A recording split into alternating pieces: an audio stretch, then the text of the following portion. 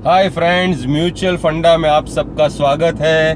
दोस्तों, आज का हमारा टॉपिक है बी ओपन। Be open. जब भी आप किसी फिनेंशियल प्लानर के साथ मीटिंग करते हो तो ओपन रहिए। जितना आप ओपन रहोगे, जितना आप सच बोलोगे, जितना आप अपनी एसेट डिक्लेयर करोगे, उतना आपके लिए अच्छा है। ज़्यादातर हमने इंडिया में देखा है कि लोग सामने वाले लोगों पे ट्रस्ट नहीं करते, लेकिन अगर आप जब भी फिनेंशियल प्लानर से मिलो तो आपको उसके ऊपर 100% ट्रस्ट करके आना चाहिए, क्योंकि फिनेंशियल प्लानर आपका फिनेंशियल डॉक्टर है। आप चाहते हो कि आपकी फाइनेंशियल वेल्थ जो है वो अच्छे से क्रिएट हो, आपकी जो एसेट हो वो अच्छी तरह से मैनेज हो।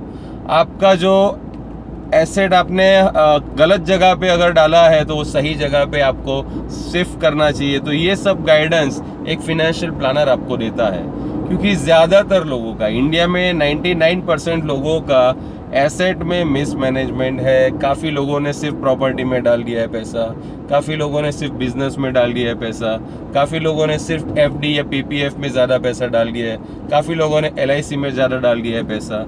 तो ऐसे कभी आपकी वेल्थ क्रिएट नहीं होने वाली।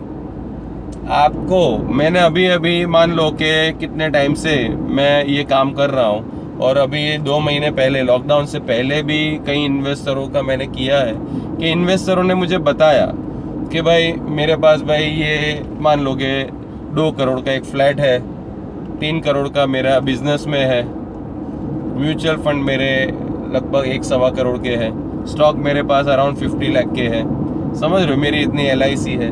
ये सारी चीज़ें उन्होंने मेरे साथ डिस्कस की कि भाई मेरी इतनी एसेट है, अभी क्या करना चाहिए, क्योंकि मार्केट काफ़ी टूटा हुआ था और एक राइट टाइम था कि आपकी एसेट को प्रॉपर तरह से एडजस्ट किया जाए। अगर मैंने उनको बोला कि भाई टाइम ऐसा है कि आपकी ये जो प्रॉपर्टी है 3 करोड़ की, वो कोई काम की नहीं है, आप उसमें रह रहे हो, तो फिर आपको वो बेच के थोड़ा 1 करोड़ की प्रॉपर्टी, क्योंकि अगर आपके पास मान लो 4 BHK फ्लैट है, आपको नीड है सिर्फ 2 BHK की, तो फिर आपने 3 करोड़ क्यों इन्वेस्ट किया है? डेड इन्वेस्टमेंट है। तो उन्होंने ये फ्लैट बेच के अराउंड 2 करोड़, 1.5 करोड़ रुपये म्यूचुअल फंड में डाला बॉटम में, और 1.5 करोड़ का एक नया फ्लैट ले लिया। तो ऐसे फटाफट प्लानिंग करना पड़ता है। अभी मेरे एक दोस्त है, तो उनको मैंने गाइडेंस दिया कि मार्केट अभी उस लेवल पे है कि आपकी कोई ऐसी प्रॉपर्टी हो जो ना तो आपको रेंट क्रिएट कर रही है या कम रेंट क्रिएट कर रही है प्रॉपर्टी की वैल्यू के सामने, तो फिर उसे बेचो। अगर वो मान लो कि बहुत रोड टच प्रॉपर्टी नहीं है, या उसमें से रेंट बहुत ज़्यादा नहीं आ रहा है, या लोकेशन प्रॉपर नहीं है, तो वो उसको OLX पे डालो, उसको बेचो, और उसका जो भी कैश आए उसको म्यूचुअल फंड में शिफ्ट करो, क्योंकि उनकी सारी एसेट प्रॉपर्टी में लगी हुई थी। अब आपको सबको पता है कि प्रॉपर्टी मार्केट 2030-35 तक चलने नहीं वाला, मतलब आज से 10 साल 15 साल बाद भी उसमें 1 रुपये का रिटर्न नहीं निकलने वाला है। तो ये सब प्लानिंग आपको financial planner through right time पे करवाना पड़ेगा। अगर आपका ये सब प्लानिंग गलत है तो आपकी ज़िंदगी में सिर्फ लड़ाई झगड़े यही सब है। आपकी ज़िंदगी हेल बन चुकी है, आपकी ज़िंदगी में खुशियाँ कभी नहीं आ सकती। मैं आपको दावे के साथ कह सकता हूँ कि मेरे पास आप एक बार फिनेंशियल प्लानिंग करा लोगे तो आपको मैं मेंटली और फिनेंशियली फ्री कर दूंगा दूसरे ही दिन, सेकंड डे, दूसरे ही दिन आपको मेंटली, क्योंकि हमने कुछ गलत डिसीजन लिए हैं, गलत मिसमैनेजमेंट हमने किया है। उस मिसमैनेजमेंट को दूर करना बहुत ज़रूरी है। इवन काफ़ी मेरे क्लोज लोग हैं, या मेरी फैमिली में ही कुछ ऐसे लोग हैं जो कंजर्वेटिव है, उन्हें पता ही नहीं है ये सब चीज़ों का कैसे मैनेज करना है। तो ऐसा नहीं चलेगा। ये ज्ञान, ये नॉलेज, ये एक्सपीरियंस, ये डिग्री मैंने इसलिए ली है कि भाई लोगों की फैमिली में जो भी प्रॉब्लम है वो दूर कर सकूं, क्योंकि मेरा ये मानना है कि अगर आपको आपकी ज़िंदगी की सारी प्रॉब्लम दूर करनी है, वो चाहे आपकी फैमिली लाइफ हो, पर्सनल लाइफ हो, प्रोफेशनल लाइफ हो या प्राइवेट लाइफ हो, आपको एक फिनेंशियल प्लानर, अच्छा फिनेंशियल प्लानर हायर करना ही पड़ेगा। अगर आपने मुझे as a financial planner hire कर दिया, मैं आपको यकीन के साथ कह सकता हूँ, सिर्फ मेरा फिनेंशियल प्लानिंग ही नहीं, मेरा लाइफस्टाइल जो है, मेरा आर्ट ऑफ लिविंग जो है, अगर उसको भी आपने फॉलो कर लिया तो आपकी ज़िंदगी से हेडेक चला जाएगा, टेंशन चला जाएगा, स्ट्रेस चला जाएगा। ज़ीरो टेंशन पे मैं आपको दावा करता हूँ कि आप क्योंकि मेरे फिनेंशियल प्लानिंग में हर चीज़ वो होगी। आपका मेडिक्लेम राइट होगा, आपका इंश्योरेंस प्लानिंग राइट होगा, आपका रिटायरमेंट प्लानिंग राइट होगा, आपका child higher education planning right होगा, आपका बजटिंग राइट होगा, आपका टैक्सेशन राइट होगा, आपका इन्वेस्टमेंट प्लानिंग राइट होगा। हर चीज़ इतनी परफेक्ट मात्रा में होगी, इतनी परफेक्ट क्वांटिटी में होगी और इतनी क्वालिटेटिव एसेट में मैं उसको एडजस्ट करूँगा जिससे आपकी लाइफ में 1% का हेडेक ना रहे। सिर्फ बजटिंग आपको मेरे हिसाब से करना है। इन सब चीज़ों में सबसे ज़्यादा ज़रूरी है बजटिंग, कि भाई ऐसा तो नहीं हो रहा है कि मेरी आमदनी अट्ठनी और खर्चा रुपया है। आज की डेट में भी मैंने जो प्रिंसिपल बनाया है कि जो भी कमाता हूँ उसमें 50% मैं सेव कर देता हूँ म्यूचुअल फंड और स्टॉक मार्केट में, और बाकी के 50% को मैं अपने बिजनेस में लगाता हूँ। और मेरे पर्सनल खर्चा अराउंड ज़्यादा से ज़्यादा 10,000, उससे ज़्यादा मैं खर्चा ही नहीं करता। और 10,000 में भी मैं महीने का 4 मूवी देखता हूँ थिएटर में, गाड़ियों में घूमता हूँ, अलग अलग सिटियों में घूमता हूँ। तो ये सारी चीज़ें हो जाती है, समझ लो। क्योंकि मेरा इनकम मैंने 16% से मैं ग्रो कर रहा हूँ, मतलब मेरी इनकम बढ़ती जाती है। और दूसरा, इनकम तो 16% से ग्रो होते ही मेरे इन्वेस्टमेंट भी 16% से ग्रो हो रहा है, समझ रहे हो। मतलब मान लो आप आज आपकी इनकम है 2 लाख रुपीज़ पर मंथ, तो अगले महीने उसको मैं 16% से एवरी ईयर में ग्रो कर रहा हूँ। मतलब इनकम में बढ़ोतरी हो रही है, इस बाजू इन्वेस्टमेंट में 16% से रिटर्न जनरेट कर रहा हूँ। तो जैसे जैसे इनकम मान लो कि वो 3 लाख पे पहुंच गई, तो 1.5 लाख का मेरा प्योर सेविंग हो गया। 1 लाख रुपए में बिजनेस में लगाता हूँ और फिर मैं अपना जो एक्सपेंस है वो 10,000 का 20,000 पे ले जाता हूँ। इनकम में बढ़ोतरी रहना बहुत ज़रूरी है। मान लो कि आप इन्वेस्टमेंट में बढ़ोतरी कर रहे हो लेकिन इनकम में बढ़ोतरी नहीं कर रहे हो, पैसिव बैठ गए, तो आपको फिर इन्वेस्टमेंट से वो तोड़ना पड़ेगा पैसा। तो वैसा नहीं, मेरा एक नियम है कि जो पैसा मैंने इन्वेस्टमेंट में लगा दिया म्यूचुअल फंड में, स्टॉक मार्केट में, उसको मैं आने वाले 30-40 साल तक देखने नहीं वाला हूँ। और एक डिसिप्लिन मेंटेन किया है, क्योंकि ज़्यादातर लोगों का यही प्रॉब्लम है कि अगर उन्हें पैसों की ज़रूरत है तो भाई कहाँ से, तो लिक्विड एसेट है ना, वहाँ तोड़ दो।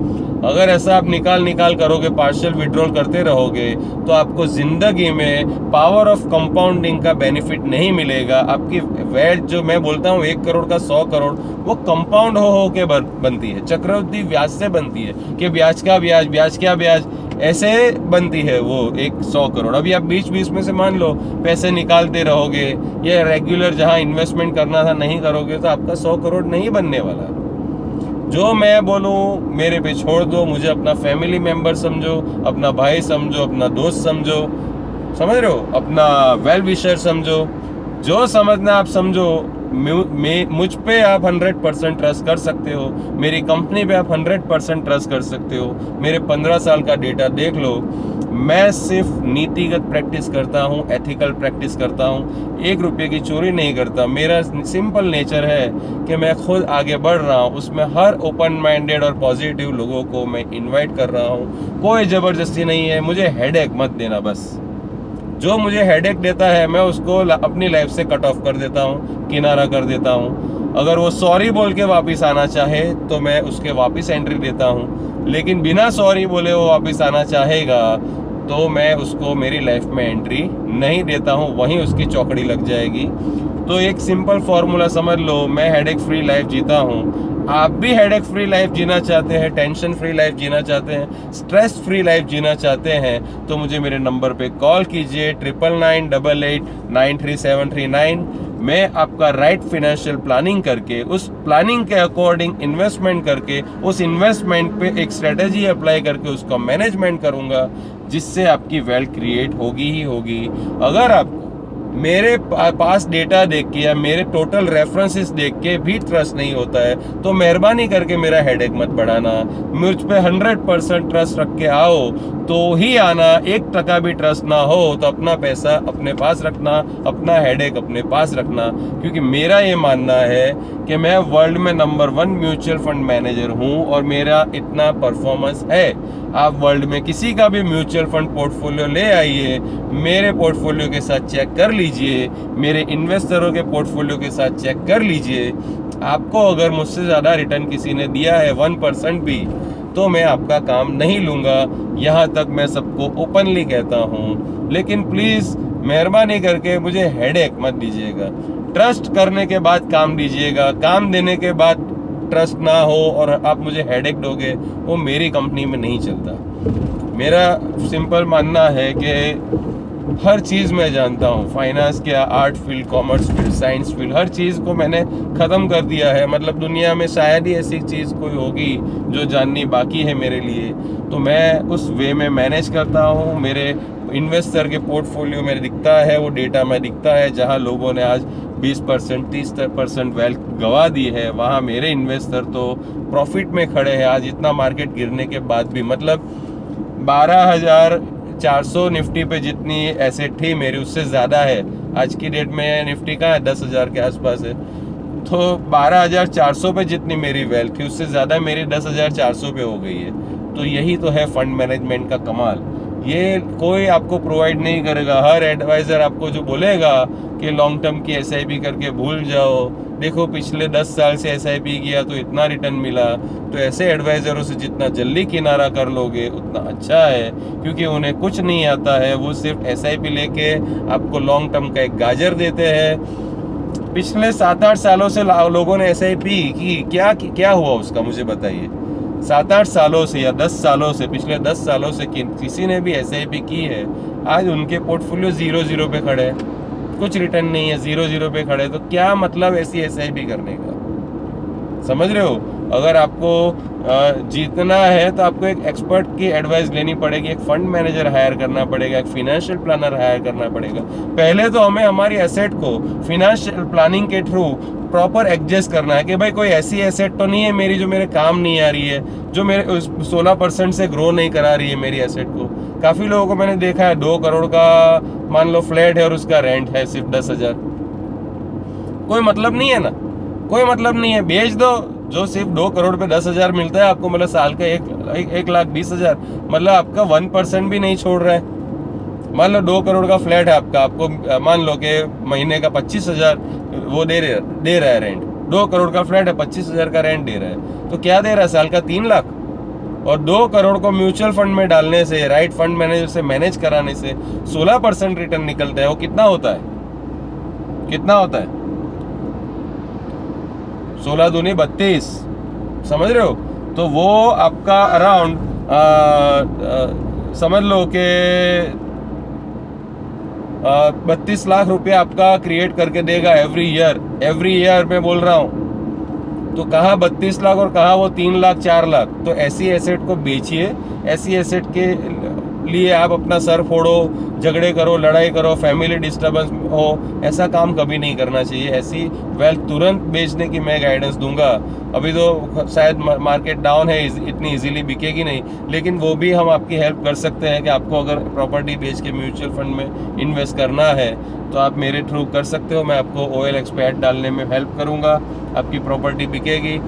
अभी राइट टाइम पे इन्वेस्ट करना भी बहुत ज़रूरी है। आप बोलो 12,000 निफ्टी वापस आ गए, फिर बोलो चलो कि अभी मुझे प्रॉपर्टी बेचनी है, कोई मतलब नहीं। मैं अपनी ही बात करता हूँ।